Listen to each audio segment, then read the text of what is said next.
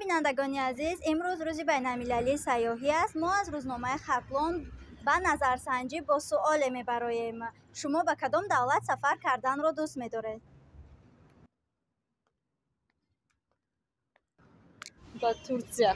برای چی؟ شهر زیبا. شهر ترکیه. برای چی؟ برای همه آرزوهام. با امریکا. برای چی؟ میخواهم در دولت‌های خارجی تحصیل نمایم. مثلا در امریکا میخواهم در دانشگاه بین‌المللیشان تحصیل نمایم. برای چی؟ دولت روسیه. دولت روسیه. برای چی روسیه؟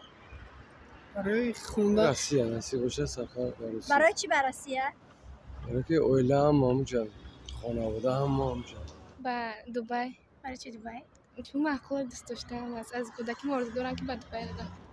مسکو. من با دولت آمریکا. من با دولت آمریکا. برای چی هر دو آمریکا؟